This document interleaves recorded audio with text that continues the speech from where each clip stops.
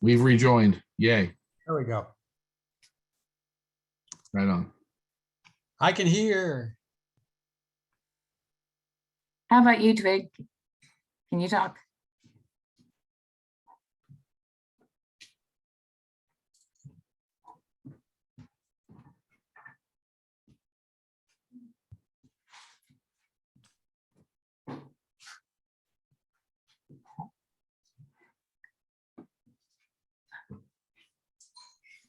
You have to go away. There we go. Welcome, everybody. You gotta go. You have to go now. That light's too bright.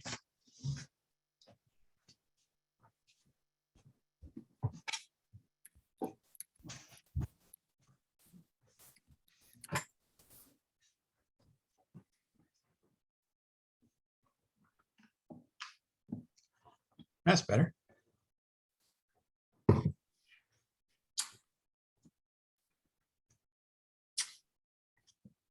Can the participants see us? I mean, the audience see us now?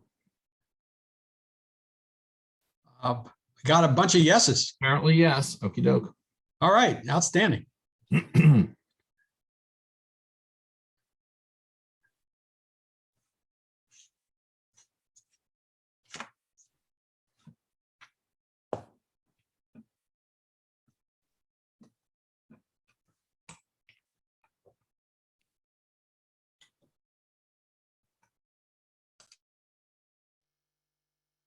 All right, I'd like to get us started. Can everyone hear me?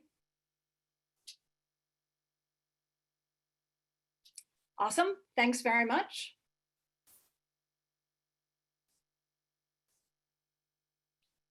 So good evening. Thank you all for attending this town hall event hosted by the Department of Political Science at VCU to discuss Russia's current military aggression against Ukraine. My name is Judy Twigg. I'm a professor in the Political Science Department, and I'll be moderating this conversation. I'm joined by 3 other faculty members in the department with expertise in European security, international relations, and United States foreign policy. They are Professors Chris Burdett, Bill Newmann, and Chris Saladino.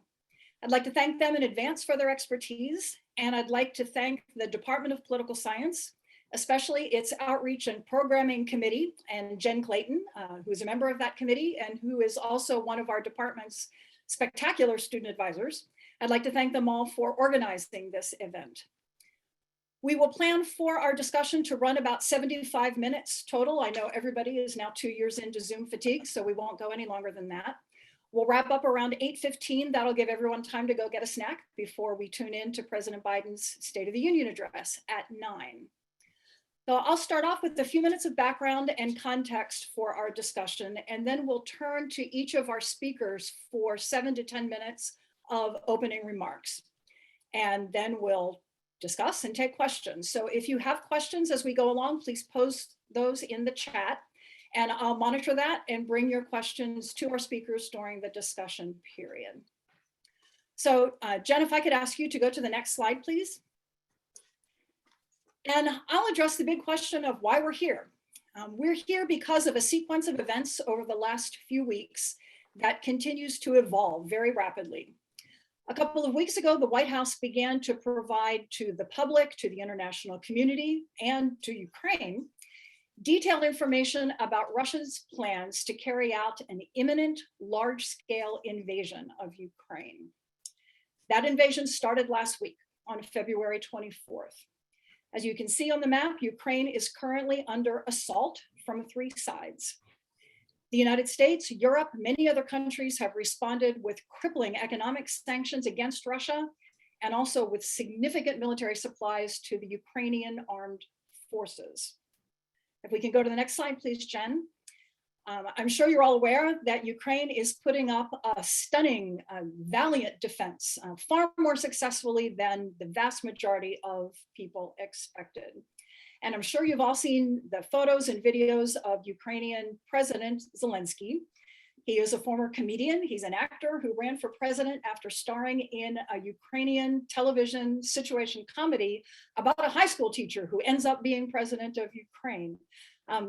Imagine that Jon Stewart became president of the United States. That's actually a pretty valid comparison. So we've gone from comedian to a politically controversial president and now a heroic wartime leader. So why is Russia doing this? Let's go to the next slide. To answer that question, we have to go back to when the Soviet Union collapsed in 1991.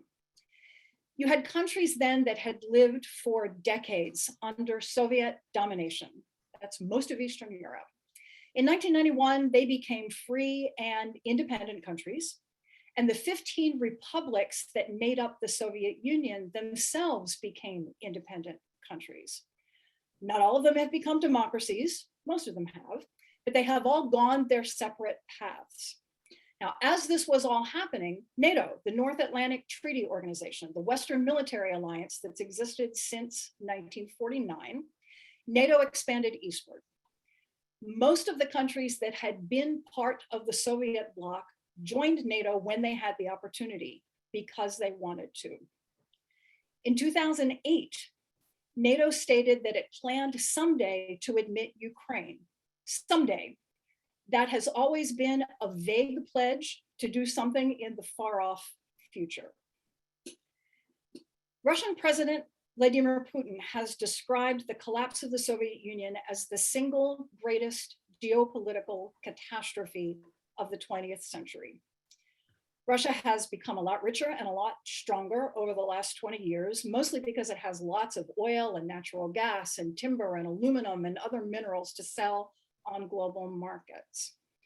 Putin has used all that money to beef up Russia's military forces, and that military performed at a very high level in the Syrian civil war, 2015 over the next few years, carrying out brutal air assaults, cruise missile strikes, many deliberately against civilian and medical targets. As all this has been happening, Putin has talked more and more about reestablishing Russia as a great global power. He thinks that Russia was humiliated, was degraded by the United States and the Western world after the Soviet Union collapsed. And he sees rectifying that situation as the central part of his legacy as Russian leader. And within that framework, Putin seems especially to resent Ukrainian independence. His issue is about NATO expansion, but that's only part of it. Putin has a broader expansionist Russian nationalist agenda, where he argues that Ukraine doesn't actually even exist as a separate, distinct nation with its own national identity. He sees Ukraine as part of a greater Russia.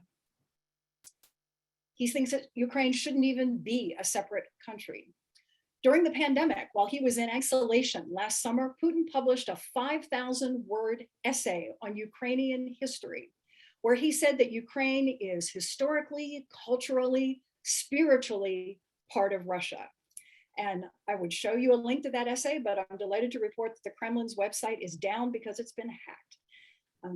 Now, it is true that Russia and Ukraine share many cultural and linguistic bonds, but Ukraine has a rich and distinctive history and culture that is unique and separate from Russia. I mean, Kiev, the capital of Ukraine, is hundreds of years older than Moscow, the capital of Russia. Ukraine was only part of the Soviet Union by force, and its people overwhelmingly see it as an independent country. Let's go to the next slide, please, Jen. In more recent history, Putin's beef with Ukraine peaked for the first time in late 2013 and early 2014. Ukraine was about to sign an association agreement, a trade agreement with the European Union. But Ukraine's president at the time, a guy named Yanukovych, who's buddies with Putin, Yanukovych gave in to Russian demands that Ukraine not move forward with European integration. That led to mass protests in Ukraine from Ukrainians who wanted to be part of Europe. You may have heard about this revolution being called the Revolution of Dignity or the Maidan Revolution. There was tremendous bloodshed and violence in Kiev, and eventually Yanukovych was forced out. He's living in exile in Russia now. Russia responded then by invading and annexing Crimea, that peninsula in the southern part of Ukraine that you can see on the screen. and also instigating a separatist rebellion in two eastern provinces of Ukraine, Luhansk and Donetsk, in a region that's more broadly known as the Donbass. There was a ceasefire agreement in 2015, but it's never really been enforced, and war in the Donbass has dragged on ever since then, with parts of Ukraine basically under Russian government control. Over 14,000 people have been killed in constant on-again, off-again fighting in that part of Ukraine. So this is an important point. Putin had already invaded Ukraine before this, back in 2014, 2015. And then throughout most of last year, Putin engaged in a massive buildup of military forces along the border with Ukraine. In December of 2021, he handed NATO and the United States a set of written demands. And those demands included a guarantee not only that Ukraine would never join NATO, but that NATO would withdraw all of its forces from the Eastern European countries that had already joined. Putin basically wants to turn back the clock more than 30 years. He wants to reestablish a Russian-dominated security zone, much like what existed during the days of the Soviet Union. And there's no question that priority number one, obviously, is bringing Ukraine back completely into Russia's orbit, even though that's definitely not what the Ukrainian people want. So what's happening right now? Let's go on to the next slide, Jen, which is actually the same as the first line. Russia's military advance has proceeded much less successfully and much less quickly than most people expected. Putin's game plan was obviously to focus on Ukraine's capital, Kyiv, assuming that it would crumble and that he'd be able to arrest or kill the country's leadership and install a puppet government that would be friendly to Russia. That didn't happen, and it's not clear that Putin had a solid plan B. And we expected massive cyber attacks on Ukraine, even before military operations began, that would bring down Ukraine's power plants, its electricity grid, its heating systems, its traffic lights. That didn't happen. We expected massive air and missile assaults that would soften up the battleground before Russian ground troops went in, and that didn't happen. Russia has occupied slices of Ukraine. There have been brutal battles in villages and towns. Some main cities have been taken by Russian troops. And we've all seen, I'm sure, on the news images of that 40-mile-long convoy that's advancing on Kyiv. The violence has sent almost 700,000 refugees into Poland and Hungary, other neighboring countries. There have been thousands of casualties. Ukrainian moms and their kids in Kyiv and other cities are hiding in underground subway, metro stations, and in shelters. Many of them are running out of food and water and medicine. But I'm sure our other speakers will talk about this. It is not going well for Russia across the board. Ukrainian troops and ordinary Ukrainian citizens have fought back with resistance that's determined and clever in many cases. They've used the Stinger anti-aircraft missiles and the Javelin anti-tank missiles that we've sent them very well. There are reports of things like Russian troops getting lost because military communications among the Russian armed forces are so bad, where they're trying to use the map apps on their cell phones, but the Russian cell phones aren't working in Ukraine. It looks like many of the Russian troops, even at the officer level, just were never briefed on the plan. They don't know where they are. They don't know why they're there. And there are many reliable points that the vehicles in that convoy currently moving toward Kyiv are running out of fuel and running out of food. We can look at the next slide, Jen. The Russian economy is in free fall because of our sanctions. Its currency, its stock market have collapsed. What you're seeing here is a graph of the Russian market index over the last year. And obviously you can see what's happened in the last few days. Russia's businesses and economic institutions are largely isolated from the Western world. I mean, Apple announced today that it will no longer sell Apple products in Russia. The White House and European governments are cooperating on a transatlantic task force that's tracking down all the illicit money and assets that are owned by Russian oligarchs, including Putin himself. That's billions of dollars that have been stashed and laundered by Western banks and other Western institutions. So a lot of us are wondering what the Russian elite were going to do. And a lot of them have supported Putin because he's made them rich. Will they still support him if that's not the case anymore? just a few so far, but just a few of those Russian elite have already spoken out against the war. Most ordinary Russians don't have a clear picture of what's going on. Russian state-controlled media isn't letting information through to Russian citizens.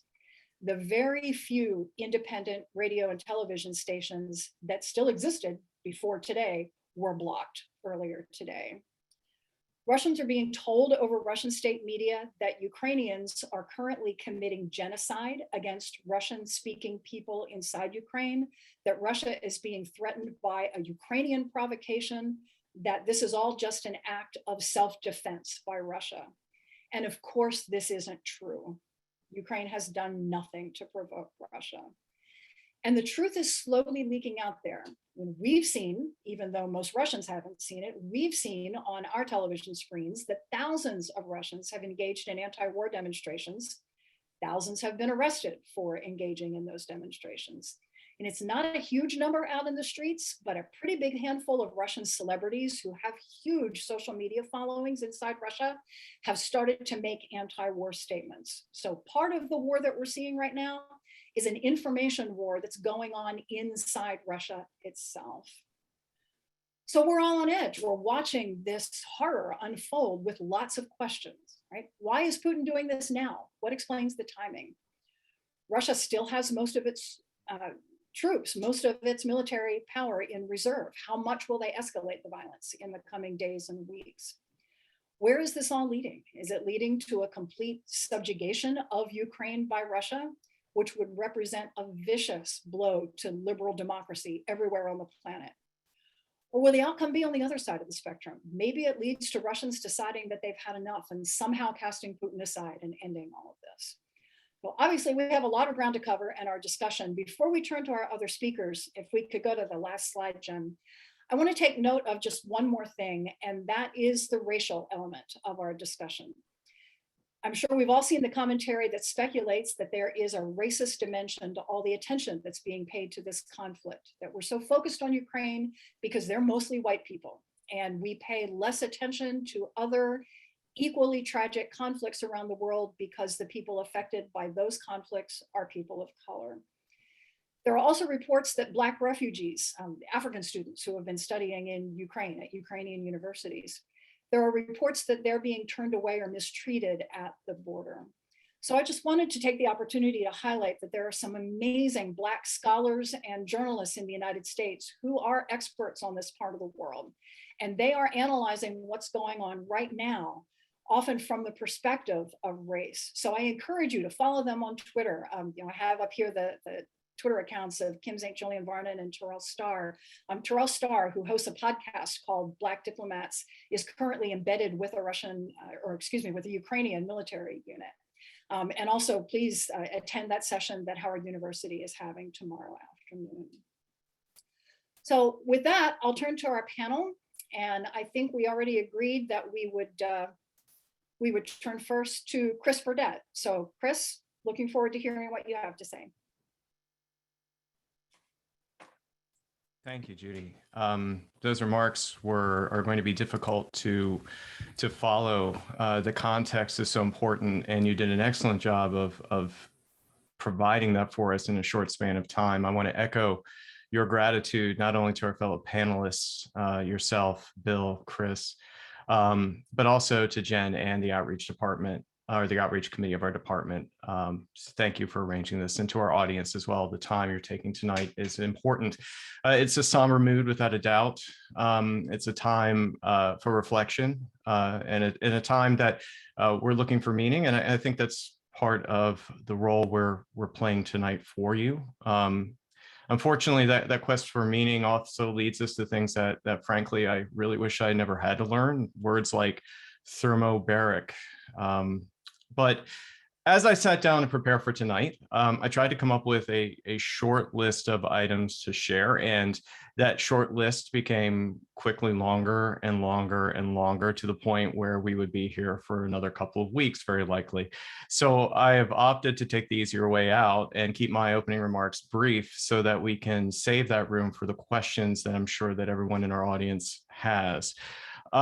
We are hearing that the war in Ukraine represents a turning point, a new world order. And I think emphasis upon world is important. It's not just a new European order. I think we see some of the effects of that in ways that we might not immediately associate with Ukraine. 2 days ago, a US Navy destroyer passed through the Taiwan Strait. And I don't think that's a rather thinly veiled signal to the Chinese that, in my view, Ukraine should not be a model.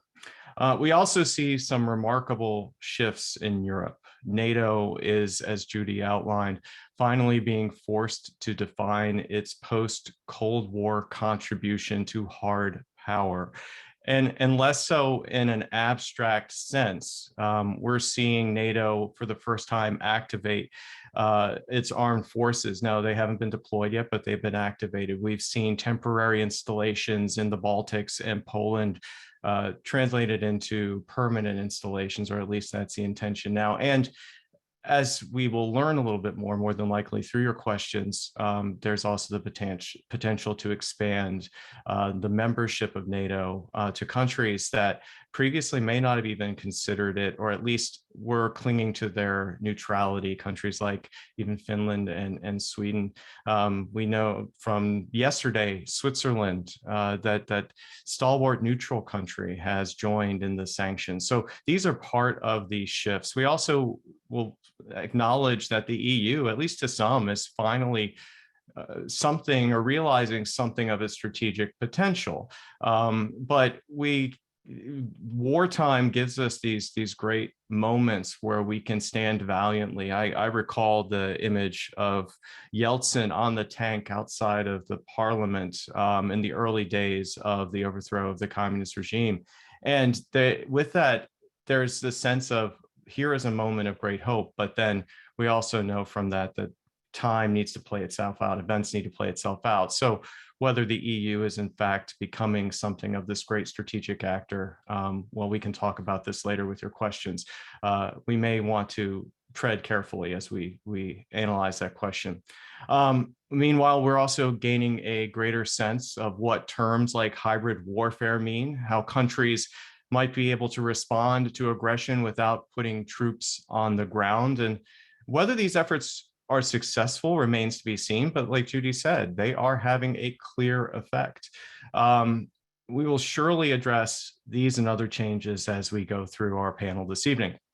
But I also want to reflect in the final few moments I would like to take upon the broader consequences of the war.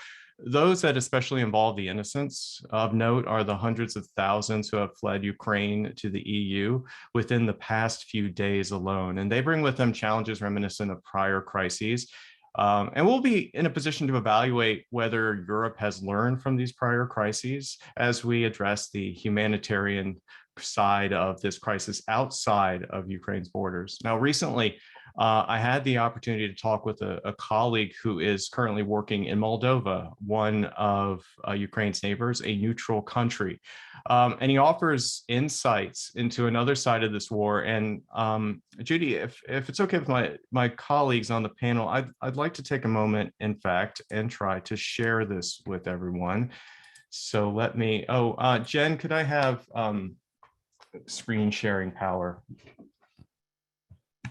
That should do it. Okay. Excellent. So bear with me, everyone. Okay, and optimize for video clip. Share sound. Okay, everybody. I hope if you don't hear, please let me know. But I think after Judy said years or quite some time on Zoom, this should work. And I was wondering if you might share with us what you're seeing and hearing about the war, and what do you see as kind of these notable impacts, these things that are happening that already visible as a result of the war. Okay. Well, first of all, immediately the airspace over Moldova was closed, and when you hear something like that, you get a little bit claustrophobic and concerned. So. You worry in case of an evacuation. How do you evacuate? Already, your options are restricted. So Chisinau Airport is closed until March the 4th, as of now, and we don't know if this will be extended indefinitely, and depending on the situation in Ukraine. Also, Moldovan government declared a state of emergency. So again, when you hear words like that, it becomes concerning. Yes, we had state of health emergency when it was COVID, but this is a different kind of emergency, and one that is much more uncertain. We already have immediate impacts, as it was predicted. If this war was to take place, there will be, predictions have been and still are that there could be between 2 and 5 million Ukrainian refugees going towards Europe.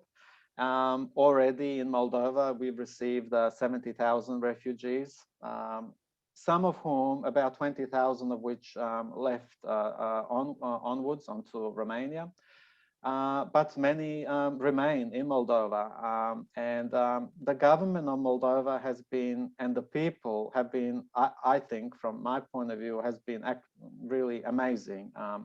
The government has been very well organized. The people have as well, and they have really welcomed the refugees with open arms. But we have to remember, Moldova is it's a small country. It's a country of, by some estimates, around 3 million people. And, if we are to receive hundreds of thousands of refugees, you can just imagine, the scale of impact that would have on a very small economy. The general mood here, it's concern. I don't know. I don't want to say panic, but it's concern. And I think, the concern. Well, also today you heard that Putin ordered Russians' nuclear deterrents to be on high alert. So this is a concern, across the world. I mean, you don't feel safe anywhere when you hear something like that. But when we come to this region, I mean, the concerns are greater because, in Putin's speeches, he's mentioned how unhappy he has been with the current world order.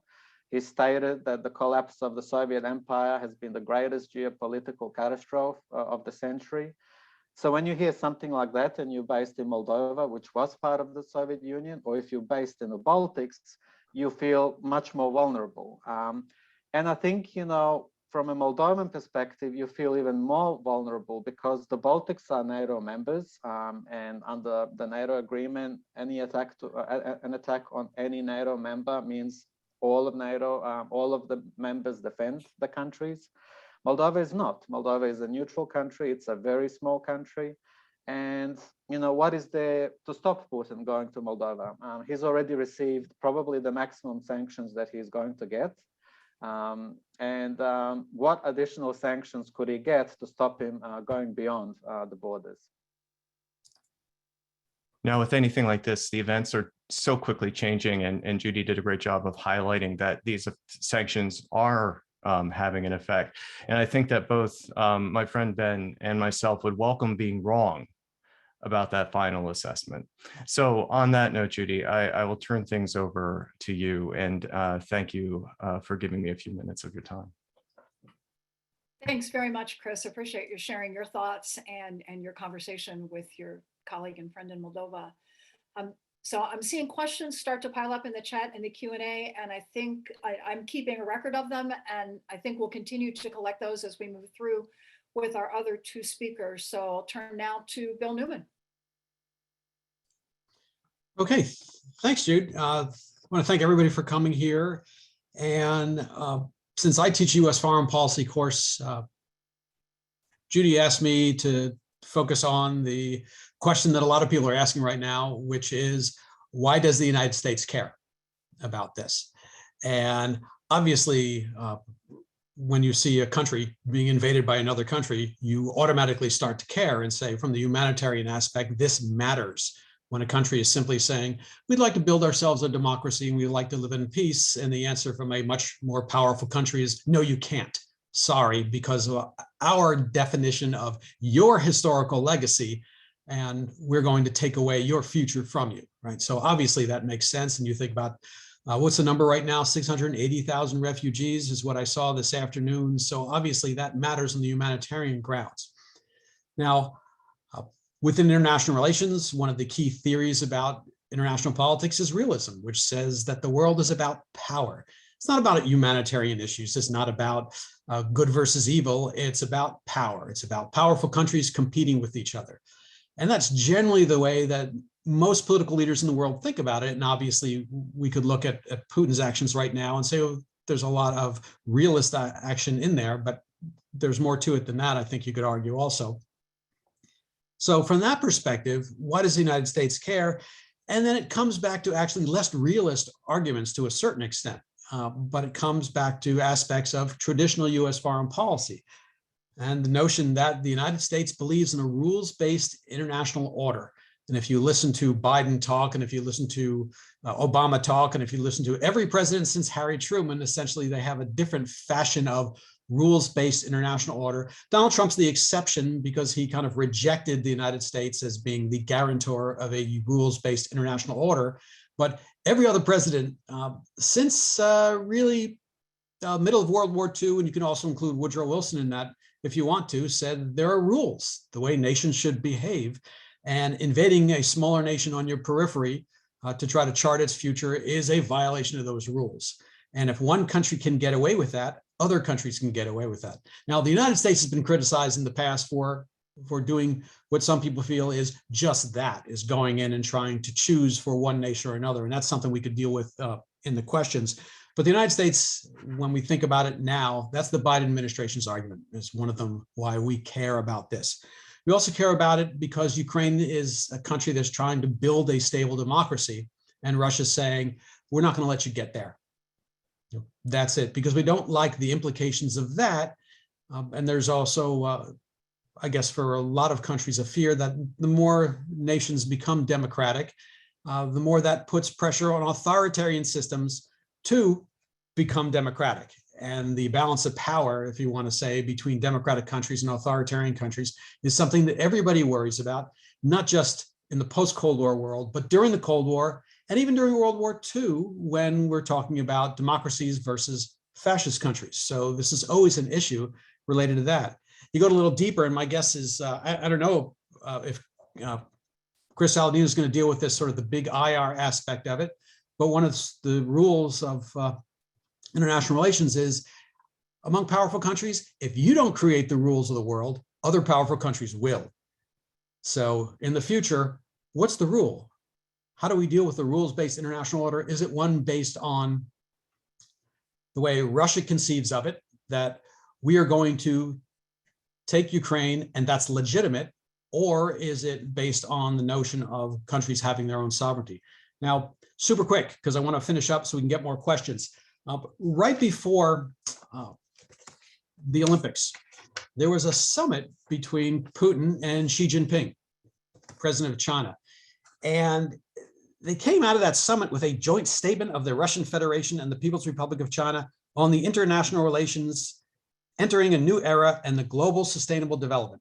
So very awkward way of dealing with things, which is pretty typical of authoritarian states and certainly of China, still Communist Party.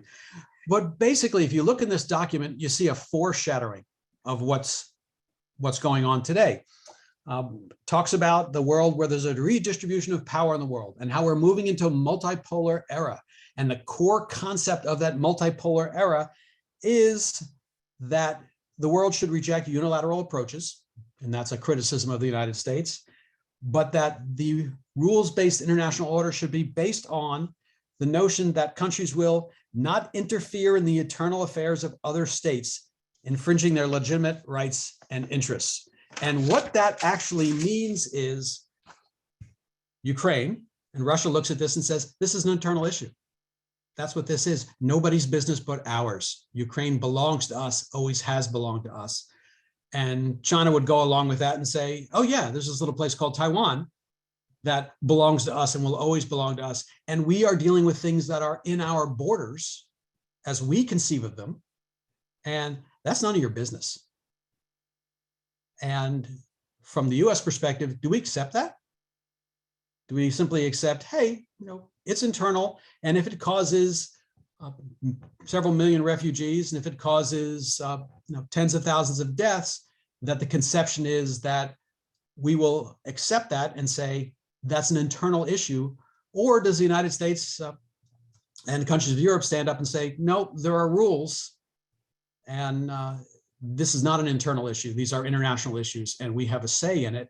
And of course, Europe and the United States and the rest of the world, actually in Asia, a lot of countries in Asia are responding pretty significantly to this as well. So let me stop there because we've got to get some questions for everybody, and I don't want to go too long. Thank you. Hi, thanks, Newman. Just have to interject here with your comment about the Chinese and the Russian agreement about multipolarity. That has been a big part of Putin's line for a long time in response to American unipolarity, the idea that the world should be working toward a multipolar structure that presumably would include Russia as a great power. Well, Putin's got what he asked for. We're emerging into a more multipolar world because the European Union is now more united and strengthened than it has ever been before. So Putin better be careful what he wishes for, because he's getting it here. Yeah, that multipolar world wasn't supposed to include Germany. Right. Yeah. And also, was it yesterday that the Chinese foreign minister and the Ukrainian foreign minister talked, and China issued something of an apology? So China's definitely doing its best to hedge its bets here about how things are going to go. So that takes us into our next panelist. Last but not least, looking forward to hearing from Chris Saladino. Well, I am the least, for sure. Thank you guys for including me, and thank you so many people for being here, because it's not important to listen to us, but it's important to stay up with this and to understand truths and realities, and to try to get them from as many sources as possible. So because we do live in a world of misinformation, even in our own country, not just the Russians hear misinformation. And so to try to best understand what is real, I'm willing to actually take a couple of seconds of my time and acknowledge that it's important that we hear everything. That being said, some things that we've heard from Vladimir Putin in the weeks since the invasion has happened have been remarkably inaccurate, right? I would make reference to President Zelensky as a Nazi, the first, solidly Jewish Nazi whose family suffered at the hands of the Holocaust to be a Nazi, and a bunch of other stuff. I don't really want to dwell on it. And we know that there's a misinformation campaign in Russia. As of today, Russians didn't believe that there were any Russian casualties. That is, no Russian soldiers have been killed in this war. We've all seen footage of their dead bodies, right? That's what war produces, dead people. But my world is a bigger world. It's a bigger structural international relations world, or at least that's why I'm here tonight. And there are some serious concepts of that study and that understanding that don't fit particularly well. Either they're not well understood by the Russians, or they're not well understood by us, but they're not well understood, or we have a whole new world and a whole new structure. I'm not sure that we have that whole new world and that whole new structure yet. This has been a week, but it's possible we could be headed down that path. Or, as somebody much smarter than I did said, we're going back to the future again. And there are possibilities in all of these different avenues. Basically, international politics, as Bill Newman said, revolves around primarily the interests, the controlling interests of powerful states. Not because small states and the people who live in them don't matter, but because they can't compete in the big structural issues of military force and trade and the decision-making apparatus, the control of the international institutions that really push us in the directions that we all kind of collectively travel. It doesn't mean that small states can't resist. It doesn't mean that there aren't differences of opinion. But certainly when we were in the period of time known as the Cold War, after the end of the Second World War, from about 1946 until 1991, when the Soviet Union dissolved, we lived in what was called a bipolar world. We lived in a world where the Soviets and her allies and the Americans and her allies butted up against each other. And there were strong attempts to produce non-participant, right? Their group of 77 and lots of different things that we're not going to get into. There were a lot of people who said, well, we're not really a part of that. But when you ultimately asked where you got your gas, where you got the weapons to equip your army, where you got your food, who made your ships, your airplanes, your boats, your cars, you had to pick somebody's side. You didn't have a choice. The control was a material control of the planet. Soviets had material control of about half the planet. We had material control about the other half of the planet. You were on one side or the other in an alliance. That ended, and when it ended rather abruptly, and it ended with much more of a whimper than a bang that many of the realists that Bill described suggested, which is a good thing. But what we didn't achieve was what a pretty cool guy named John Eikenberry called the unipolar moment, right? We didn't get the point where the United States stood on top of the mountain, raised the flag like the whole planet was Iwo Jima and said, "You are ours now." In fact, kind of the contrary happened, right? We started to see Europe kind of coalescing within itself. We started to see regionalism emerge. We started to see nation states that might not have been given a chance to say, we've got a loud voice, begin to gain their voice. We saw China become a very independent of the entire Cold War and really emerge as one of the powerful countries in the world, et cetera, et cetera. And yet, what we see is that Vladimir Putin didn't like that. Whatever has happened in 31 years has been so dramatically problematic for Vladimir Putin that he wants to regain it. And so there's some things I want to really briefly, because I only want to go about 4 more minutes here. There's some significant structural problems to that. And if we want to go all the way back to the Russian Revolution and why Russia became the Soviet Union, it wasn't because the Russians were tired of being part of some kind of a globalized world, right? They were a backwards, deliberately sort of serfified country where elites who were autocratic, right, monarchical leaders didn't have any interest in their people except for them to produce simply for them. Lots more to it than that, but fundamentally the revolution was a class revolution that ultimately led to this thing called Russian communism against another authoritarian regime. It wasn't a revolution by a newly emerging authoritarian regime against the authoritarian tendencies of multilateralism, against the authoritarian tendencies of the free market and McDonald's, which in a sense, if that's what this would be, there would have to be some interesting justifications. While Russian citizens may understand Putin's claims about nationalism and a retooling of the old Soviet Empire, what the Soviet Empire newly would be up against would be Apple computers and McDonald's French fries and Mitsubishi automobiles and Dell and all that stuff. Stuff that, by the way, Russia's not that good at producing. Perhaps leaning on China would then give them that. But we know that China's strength in the world, if we want to look at international politics, is not selling stuff to Russians, but selling stuff to Europeans and North Americans. That's a consumer base that they rely on. That's why they owe all their debt, right?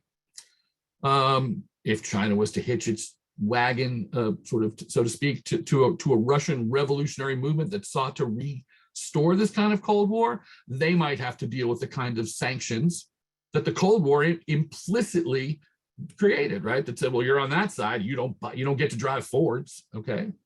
So I wonder, where outside of the pure security dimension of this, Putin's vision of what this new bipolar world could look like, and why anyone would want to join it. Not because they love America, but because they love stuff, right? The world is a world of stuff, or at least I think it is, and I'm surrounded by stuff. You wouldn't have a communist state in Russia to produce the goods needed to sustain this, quite frankly. And that's another thing that is, Putin's tightest friends are these massive oligarchs who rely on Western money, right? Produced, extended, and then brought back in, invested primarily outside of Russia to make them mega wealthy, to allow them to own $75 million apartments in London where their bank accounts are not frozen. In this, therefore, I have the slightest ray of hope, right? That international politics and international political economy somehow, which gave me a job, now is giving me a tiny bit of hope. And that is, I don't know how sustainable this can possibly be for the Russian state. Because of money, because of stuff, because of interdependence, because of China perhaps taking a quarter of a step back yesterday, which I'm with Judy, I'm not sure what that means, but it's a thing, right? And because the world's response to this, I disagree respectfully with your Moldovan friend. I don't think sanctions are done. I think they're actually far from done. That the pain that this will bring to Vladimir Putin through the pain that the Russian people will suffer is not a pain he can control the way Soviet leaders like Joseph Stalin and Nikita Khrushchev and Lenin Brezhnev were able to control, right? Russians may be under limited freedoms, but they don't necessarily think that. And their ability to access in the modern world is going to be a lot greater than without some kind of return to communism or Soviet-style communism can produce. There's a million things that we can all talk about. Chris could talk about Europe for forever. Bill could talk about foreign policy. We could all talk about the American response. I could talk about IR until I'm blue in the face. But I thought this would just be one slant that helped me sleep a little bit better last night. But I can answer all kinds of questions. So I'm going to go ahead and bow out now. And thank you very much for the time. Thanks very much, Chris. All right, so I have had the challenge of monitoring the chat and looking at the questions that have been coming in. And so far, I see 4 broad strands of questions. So just to alert the panelists to the categories of things that I'm going to be asking about. One is roughly about the potential for expansion of this conflict. So, we're sending in fighter aircraft. Ukraine has specifically asked for a no-fly zone. There are all kinds of dangers associated with that, dangers that will have direct contact with Russian troops. What happens if a NATO pilot shoots down a Russian aircraft? And Putin has been engaging in some tentative nuclear saber rattling. So question category number 1 is, how much should we be worried about this conflict expanding beyond the borders of Ukraine? So we'll start with that one, but let me tee up the other 3 just so y'all can be thinking about them. Second broad category of question is sanctions. And Chris just started an answer to that question. Are we done? What additional room is there to expand sanctions? What impact are those sanctions likely to have on the Russian people, on the Russian oligarchs? And when this is all over, however it all ends, how long does it take, and how does the Russian economy recover from those sanctions? Third category is the International Criminal Court and the request that Ukraine has made for Putin to be tried as a war criminal before the ICC. How likely is that? What would be the pathways toward that? Is it even a good idea, or do we need to leave Putin a way out of this conflict that doesn't involve him on trial for war crimes? And then the fourth set of questions have to do with China. What's China's role in this situation? Is it happy to sit on the sidelines and watch the 2 other main players in the world weaken one another through this conflict? And does this conflict make China more likely to take action against Taiwan? So with that on the agenda for now, and I'll be collecting more questions as we move on, so keep sending them in, I'll keep an eye on them. Let's start with that first question, and I'll leave it open to any of the 3 panelists. What is the likelihood of expansion of this conflict? What would that look like? Chris, sure. Am I unmuted? No, I can hear you. Okay, great. Sorry, it keeps bouncing back and forth. Since I just spoke and I don't want to talk anymore, I'll speak now. Neighboring countries have every right to be concerned from that perspective, because in IR and in most of our dealings with leaders of the world, and particularly in the powerful nations of the world since the end of the Cold War, we've kind of made the rational actor assumption just an absolute assumption, right? I'll go back historically. In 1961, this guy named A.J.P. Taylor wrote a book called The Origins of the Second World War, and he said, Hitler was just a rational foreign policy actor. And geeks read it and went, yeah, that's true. But human beings read it and went, no, he had to be irrational. He was Hitler, for God's sakes, right? Well, hopefully we don't have to say after the bad things happen, after all, Putin was just a rational actor and half the world won't go, no, after all the things he did, he's crazy. But there's a problem with what we see as rational, right? And if Putin's vision of the only possible way of meeting what he thinks is the end game is to first take Ukraine, then that is his rationality, right? It just is. But the closer he gets to neighboring countries that are NATO, the closer he gets to bumping into NATO troops, he actually produces a negative effect for his own security, right? that the more he puts his own troops on the border with those countries that he fears, and now he has ratcheted up their fear and their response is clear and active, the more he now has to put people there for in perpetuity. And while he's not thinking in terms of money, I guess, right? I don't know that he can. I mean, Russians don't live deployed around the world the way they did for 50 years. Russians who are rich fly to discos in Istanbul and in Budapest and party for the weekend and date, dancers. I mean, they live a life that is not like that. And to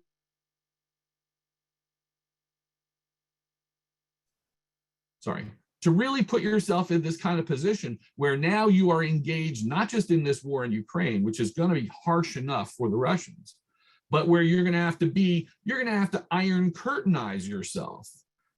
That's not only going to simply take money and guns, which he may have, but it's going to take some pretty significant political will of Russian people, but of Russian oligarchs, of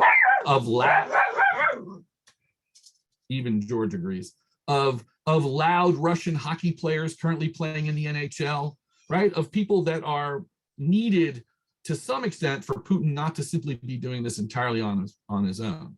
So I have a feeling that international politics is butting up against Putin on this, but not quite the way they would if it went farther than this, with all of the possibilities that come with what happens if Putin eventually does take Ukraine. Judy, if I might, I'll offer a little bit of asset-based insight. So when we can speak about butting up against NATO geographically, in which case Romania is that point. For a country like Moldova, neutral could be absorbed in this effort very easily and wouldn't trigger any sort of NATO reaction, at least by treaty. But when we look at the actual assets on the ground, we're talking very limited assets. And this is where some sensitivity to Russian interests for the better part of the Cold War led NATO to take a restrained position on assets in Central and Eastern Europe. So while we may have a missile defense system in Poland, it is defensive. It is not an offensive system. If we have a token force of, NATO has a token force of, I believe, about 5,000 troops. That was a rotational forward position installed after Crimea. There's, I think, about 1,000 troops in the Balkans for the similar purpose. And that's significant because we also need to acknowledge that there is a bit of Russia sandwiched inside of NATO, and that's Kaliningrad.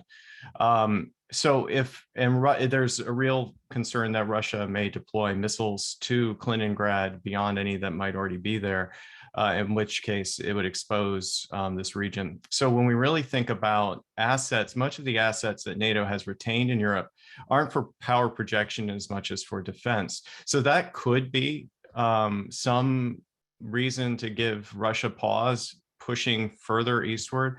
So for that reason, I think that there is some limited territorial ambitions. And I go back to the point that you made at the very beginning, which is there's more than just territory involved here. There's a tremendous amount of symbolic value, both domestic and international, for Putin that would explain why he may stop at the border. And the last observation I would make involves something we haven't touched on yet, and that is you mentioned the quiet development of military assets. Well, space-based assets are also something that Putin has let the world know that he has. And some of the questions about nuclear deterrent and the potential of a broader war that could go nuclear. There's also a consideration for a war that could go I would say spatial, but that's not what we mean. That could be something like we've all seen Gravity. That could be all Star Wars. It could be all too real. So that's my thoughts on this. That NATO's assets are not are defensive based, but they really are not a deterrent at the moment. We're talking about U.S. military assets as the strongest deterrent, and there it becomes a question of, does Putin play chicken?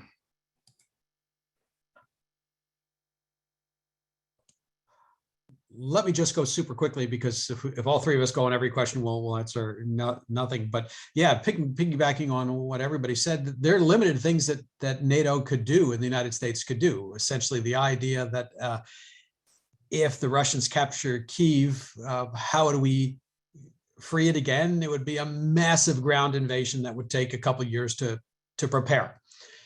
In order to do that, the things that we can do quickly in the United States are missile attacks, but that escalates the conflict pretty largely if the United States and NATO start knocking out thousands of Russian troops with cruise missiles and things like that. And then we start to say we've got the beginning of World War III. So the prospects here are, if Putin goes ahead and says, my objectives are to take Ukraine, then he probably succeeds on that. And then what happens afterwards is what matters. How much punishment does he feel over the next year, 2 years, 10 years, something like that? What kind of toll that takes on Russia and the Russian economy, whether they can hold it, having the fact that they've got 44 million people or so who are now going to rebel against them, or whether they do a Franco-Prussian War aspect in which they go and they take Kyiv and then turn around and say, okay, and here's the new border. And then you have the smaller Ukrainian state, which has no access to the Black Sea. And then they withdraw back behind the line and say, you've got to free Ukraine. That's all you get. And then everybody has to decide about whether we go back to normal or not. And of course, refugee issues and the problem of Ukrainians who are now in a Russian controlled state. So there's a lot of complexities here, but there aren't a whole lot of options, real options for NATO, because bizarrely, they weren't prepared for this after Crimea, right? We sat there and looked at it for 8 years and we said, you took sovereign territory of another state, and if you do it again, we're going to wag our finger at you again. And that was a bipartisan thing. So I'll stop there. And don't we all think that NATO appearing feckless to Putin is a problem, right? I mean, I don't know that NATO is feckless, but Putin has certainly painted them as inadequate, ineffective, and I think also in his mind unable to agree, unable to come to some collective decisions, which it looks like they may actually have to now, but nevertheless. Well, and Putin would have been right up until what, 3-4 days ago? I mean, the speed with which the situation in terms of the extent of the action and the unity of the Western Alliance has been remarkable over the last week. And that actually leads us into our next category of questions. So I'll take that opportunity to segue into the questions about sanctions. A week ago, we still had Germany insisting that it was going to go forward with Nord Stream 2, which is a gas pipeline that would have brought Russian natural gas into Germany to serve Europe. It took a lot. And frankly, I think a lot of people were surprised that Germany did the about face that it did on Nord Stream 2, on sanctions. Germany's economy has been very intertwined with Russia's. And German business people, German consumers will feel some real economic pain in separating from Russia the way this will now happen. So a lot of questions in the chat have asked about the pain of the sanctions as they're inflicted on Russian businesses and on the Russian people.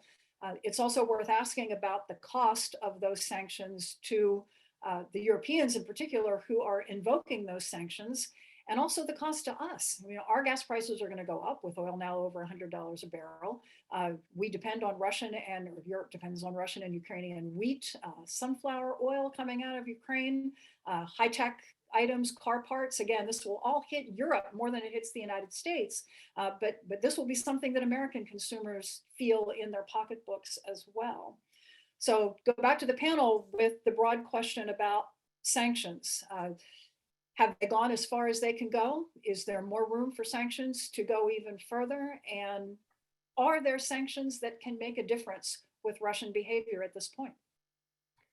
Judy, I'll quickly offer a comment on that. One thing that I am reminded of from your remarks in posing the question is that when we talk about the fragility of the economy, we need to remember that we're also still in the throes of a COVID economy, and that it has had an effect. And this is just once again playing upon it. But one of the things that there was a myth that was sort of being floated about, not sort of, it was being floated about that Russia had sanction-proofed its economy through the accumulation of so much in the way of foreign reserves. And I think that we've swept aside the curtain with these sanctions and realized their effectiveness because they've gone after this money, but the money that wasn't in Russia. And that's where, for example, the SWIFT option, the blocking Russian banks, so the Russian central bank from the SWIFT the SWIFT technology or the SWIFT communication system has had a crippling effect. And all of a sudden, this sanction-proof economy is no longer sanction-proof. So that's something that's really surprised me in recent days. And I'll just interject here that with kicking Russia out of the SWIFT system, which is basically like a secure email system through which banks can settle their transactions with one another, since 2014 and the more limited sanctions that we put in place after the invasion and occupation of Crimea, Russia started to develop something of an alternative SWIFT network. So that hurt. But the thing that really hurt last week in terms of sanctions was the freeze on the assets in the Russian central bank, which again is just unprecedented and a monumental step to take. But that means that Russia can't get to about 60% of its money, which is in foreign reserve holdings that they now can't touch. So this has just so far been a massive set of steps that we've taken against the Russian economy. Yeah, let me jump in real quickly and piggyback on what you're saying, is that you think about the gamble that Putin took, right? And I mentioned the joint statement, right? The joint statement essentially says, we're going to change the way the international system works. But the international system as designed by the United States is what made Russia and China rich. And now we're going to undercut it very quickly and find out just how well you might be able to stay rich if you actually change the system itself. So, you're attacking the bank essentially of the world, and you're attacking the rules that allowed you to generate the wealth that you could turn into a giant military that you could use to go after Ukraine. And that's a gigantic risk. And my guess, right, and to me, they just assumed that the West wouldn't react like this, that you wouldn't get the solidarity. And within a few hours of the invasion, people were saying, well, Germany's never going to get rid of Nord Stream. No, that's just never going to happen. And a lot of things turned around. And Chris, my guess is 15 years from now, when you're still teaching the European security course, you're going to have a class on, when the post-war German order changed, right? And talk about right now and say, German foreign policy, the German defense policy changed, boom, like that in February 2022. My guess is that Putin figured this would all be over long before the Europeans would get their act together with this kind of response. It was in the first order a gross underestimation of the Ukrainian armed forces and a gross overestimation of the competence of his own military, which has yet to achieve its initial set of strategic objectives. It's really pretty remarkable. Chris, I want one thing to add, and that is sanctions in the long term, in the short term. I think we all agree are remarkably more robust than I would have thought, right? And at the beginning, I was certain that the intelligence on this was what you just said, which is the original action will be over before the Europeans can be insulted enough to actually come together and get to this kind of collective action. But the other long-term problem now, of course, is that eventually day-to-day Russian citizens are going to feel this as much as anybody. That we're talking about, well, Ukrainians will feel it, Europeans will feel it, people who buy cars will feel it, will eventually feel it in our markets. And the Russian markets have felt it, but Russian markets don't matter to Putin. How Russian citizens who aren't going to have purchasing power for, I keep muting, who aren't going to have purchasing power for local goods, no less international goods that they can't get anyway. I don't know that creates a revolution that brings down Putin, but it's going to be something that eventually is going to have to be dealt with, because you don't have a system where people can't speak or can't communicate, and already you see a fair amount of sort of discontented Russians who are saying, hey, this is not what I want. and nothing's really happened to them yet. Judy, since European unity has come up a little bit in these answers, if I could insert just a moment, a bit of, pump the brakes on this just a little bit. While Europe has responded with significant resolve with respect to the use of its economic tools, foreign policy tools, sanctions being one of them, it remains weak when it comes to hard power and strategic policy making. Its own rules are written in such a way that unanimity is required. So the moment that someone starts to waver, then you either water down the policies or the policies end. So right now there is cause for resolve, but you can also see differences in interpretation. I'm going to share I shared this picture with you, and I'm going to share this with everybody real quick. This everyone should be able to see on the screen. This is a tweet sent out from Zelensky, and he's signing his application to the European Union. The gentleman on the right with the goatee is Charles Michel. He is a former Belgian prime minister and the current president of the European Council, and he's there in Ukraine, and they're wearing the fatigues. He's accepting that application. You see Ursula von der Leyen, the president of the Commission, say, we endorse the idea of Ukrainian membership. Yet today, the Weimar Triangle meeting, that's France, Germany, and Poland, their reaction was, well, we want to continue our partnership. We want to continue to grow ties, but they did not go as far as to endorse the idea of membership. So it just reminds us that if we're really thinking, I think that we may be going a bit too far at the moment, thinking that this is some great watershed moment when we come to European strategic policymaking. At the same time, though, I do agree with Bill's assessment that there will be a moment where we think that this is something significant for Germany. Now, whether this translates into a stronger European policy, well, we'll just have to wait and see. Right. Thanks very much. Obviously, lots more we could say about this. I mean, I'll just note that you already have some of the more extreme nationalist Russian leaders talking about how it's time for Russia to start building an autarky, basically, an independent, closed economy in which they can be self-sufficient in the face of all these sanctions. That will lead to a substantial decline in living standards of 80% of the Russian people. So it's hard to imagine how they survive a move like that. Let's turn to the question about the ICC and human rights. There have been a handful of questions in the chat about the possibility that Putin would be brought before the International Criminal Court on charges of war crimes.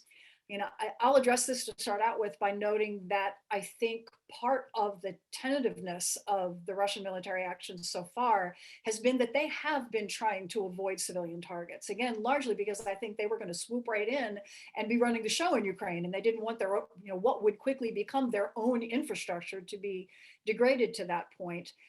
Really, it's over the last 24 to 36 hours that we've started to see that turn, and what looks like perhaps some more deliberate targeting of civilian infrastructure, civilian facilities, at minimum, a more casual regard for collateral damage.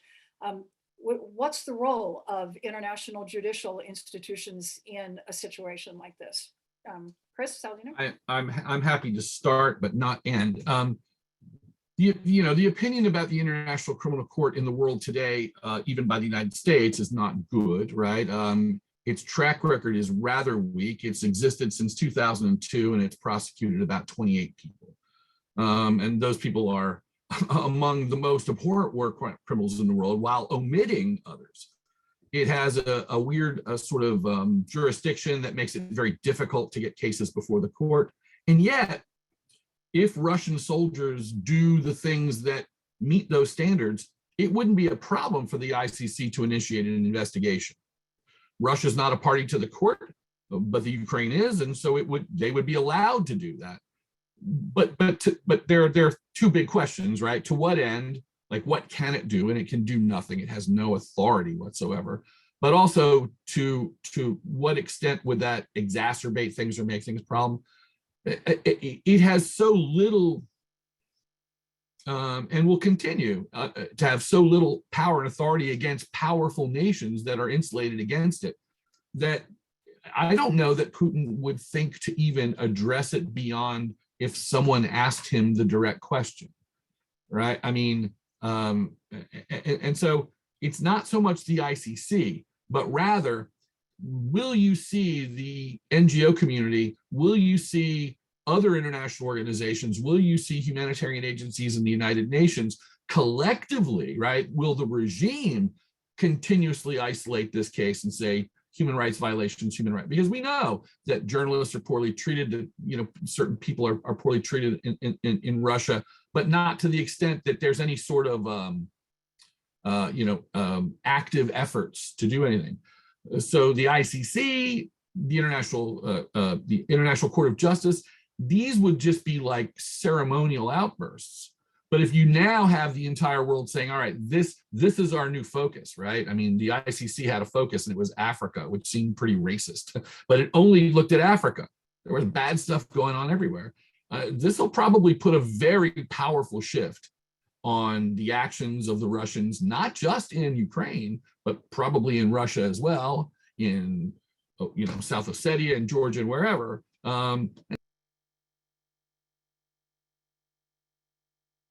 But it is.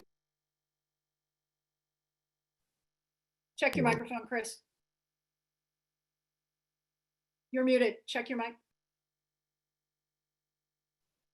I haven't touched it. I swear.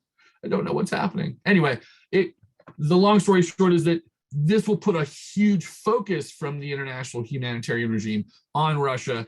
I don't know that Mr. Putin's going to be hosting any Olympics or World Cups or ice skating finals or anything like that for quite some time. That doesn't hurt him in terms of acquiring power, but it does hurt him in terms of other forms of respect in the world. Let me pivot from that onto another kind of question that's come up in the chat. And it's also an issue that I've been dealing with on various listservs nonstop for the last several days. And that is, as academics, how do we deal with our Russian academic colleagues? Should we cut off institutional ties with Russian academic institutions that are mostly state-owned? There are a handful of private universities in Russia, but they're still mostly public universities.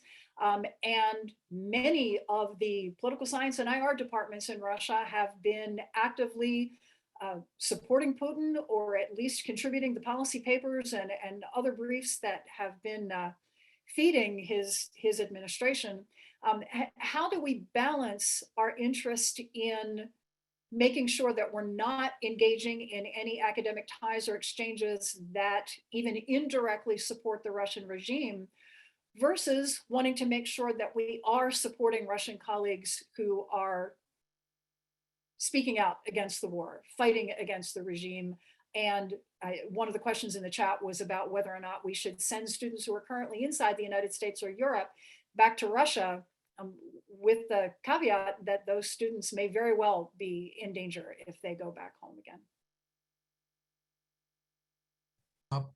Yeah, real quick, I think you framed it with the answer. The answer was in the question, in the sense that you say institutional ties will be a victim of this, but the personal ties, the person-to-person contacts won't be, unless you find that somebody says, oh, I think this is a great idea, and then you can say, okay, well, I'm done with you.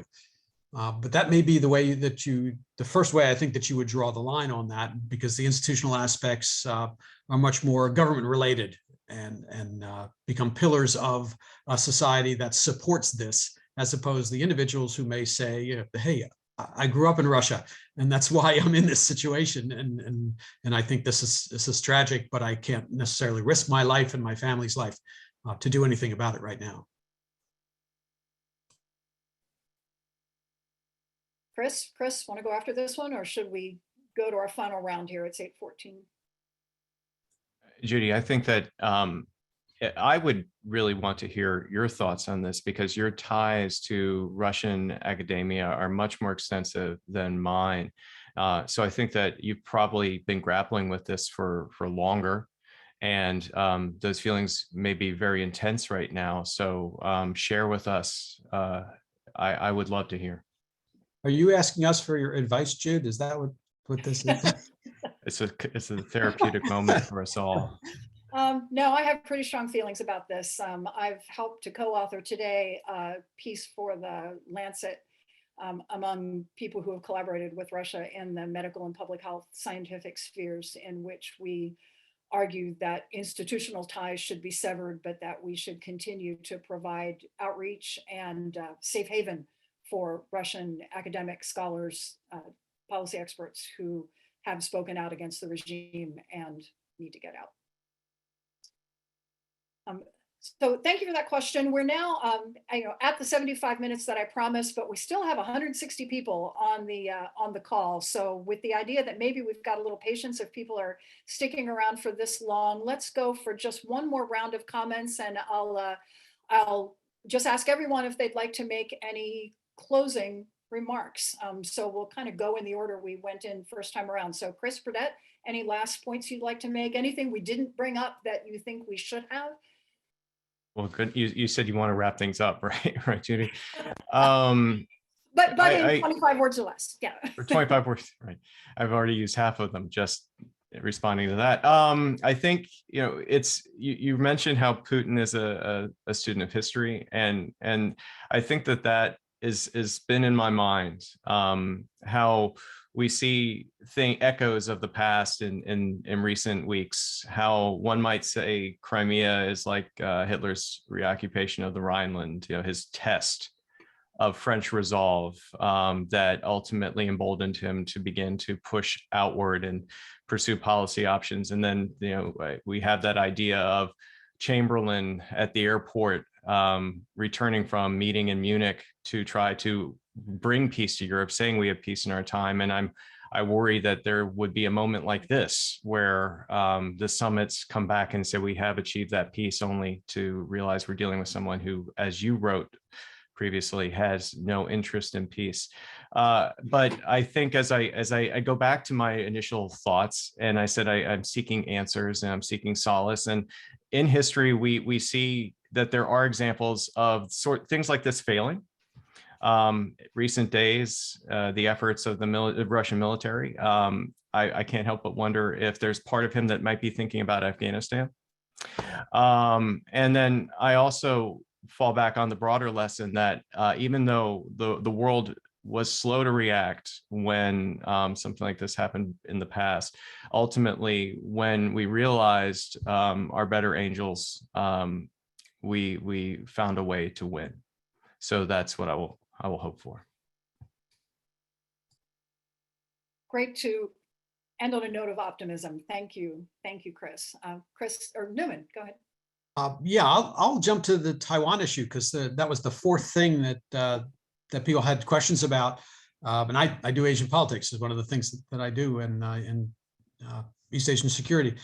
So some people look at this and say that Xi Jinping, president of China, meeting with Putin right before the invasion of Ukraine was sort of to get together, and Putin is thinking, well, we've got Ukraine that we want to bring back to Russia, and China saying, well, we've got Taiwan that we want to bring back into China. And then they agreed that Xi Jinping said, you go first and we'll see what happens.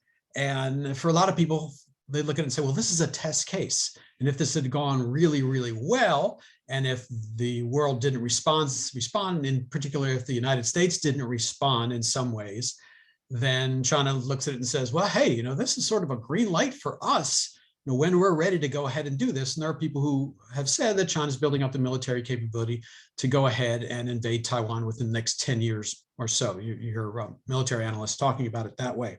Well, things didn't go as well as Putin expected, and the world responded much more quickly, and you could argue more forcefully than people expected, but they didn't respond with military force. Right? But Russia has a lot more nuclear weapons than China does. So that's another issue. So China may not learn anything from this at all, but what we do learn is that Japan, Prime Minister of Japan, has been on the phone with Zelensky a lot. And Japan has pledged boatloads of aid through Ukraine and has said, we're going to think about doing all the things that we can. And Singapore has responded as well. And there are countries throughout East Asia that are saying, this is really important. And that's a message to China right there, is saying, hey, Russia's going after Ukraine. We understand what that means to you. And we are going to send some messages back to you. So China's getting, you could argue, mixed messages on this, but a message that seems to be much stronger than I think people expected that they would get about something like this. Thanks, Newman. Saladino?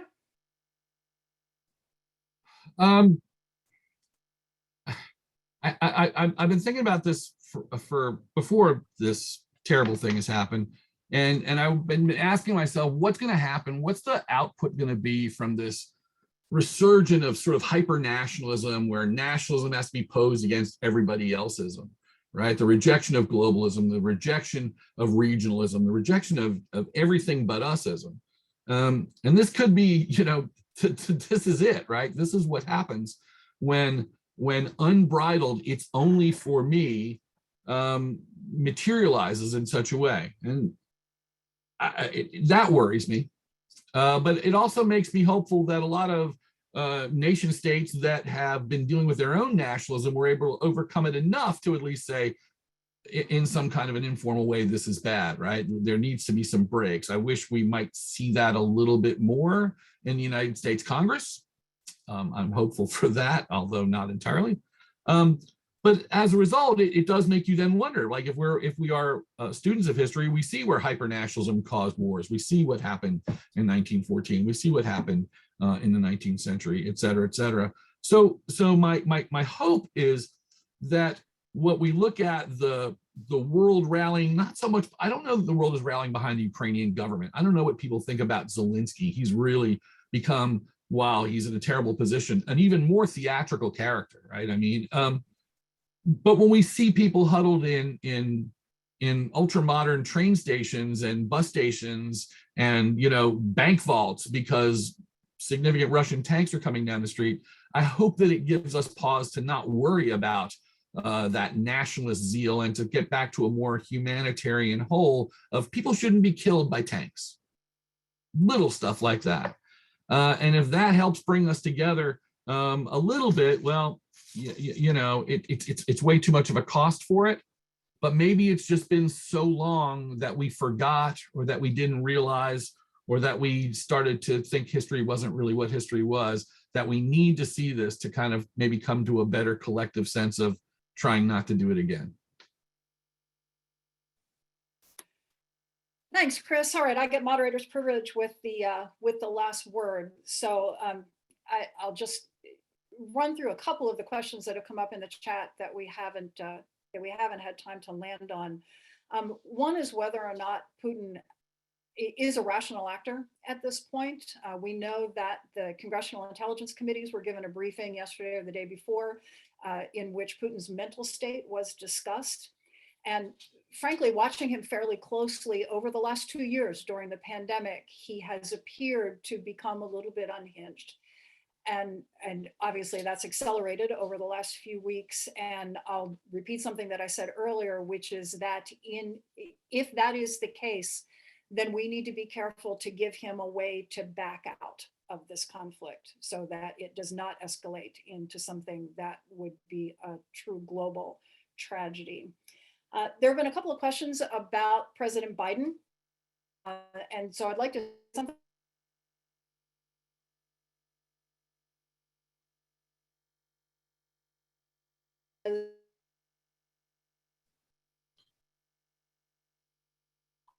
that we've seen among our European partners, but then we've let Europe take the lead in terms of dealing with the situation, and then said, yes, we agree, we'll support that going forward. So I've been highly impressed with the way the Biden team and the Biden administration has handled this crisis up until this point. Then just to conclude by moving forward from some of the points that Chris was making, we live in a world in the last few years in which we've seen a steady movement forward of populist authoritarianism in a lot of different countries in a lot of different parts of the world. That makes Ukraine right now the front line in the fight for liberal democracy. That's why this deserves our attention. In the short term, obviously, it's a humanitarian catastrophe. In the long term, it's a fight for the things that we say we believe in. So watch this space. Obviously, there will be much more to say about this in the coming days and weeks and months, and I hope we'll have more events like this. I want to thank all of you who have sent in Judy, they questions. want you to mention, people want you to mention sites or sources where they can go either to help or to learn more. Can Yeah, you put it in the chat?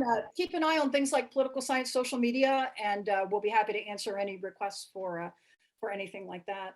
I'd like to thank all of you for those questions, for the tremendous sort of vibrant discussion in the chat. Thanks to our panelists, Bill and Chris. Thanks to Jen for so expertly hosting this and setting it all up. And appreciate your all being here. Everyone enjoy the State of the Union address tonight, and we'll be back. Thanks. Thanks for coming, everybody. Thanks, Jude. Thanks, Jen. And thanks Thanks, you guys. Thanks, you guys, so much.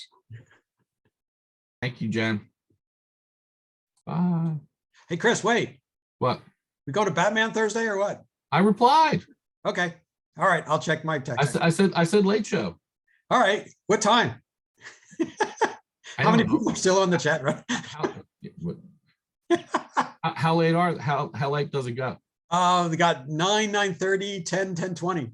And it's like a 4.5, 5 hour long movie. It's like 7 hours. Yeah. We're inviting these other 32 people. So. Yes. I mean, all 196 people can come. I mean, at that late, it doesn't matter if we go at 9:30 or 10 to me. I don't care. You know me, I got to get to sleep around 5:30.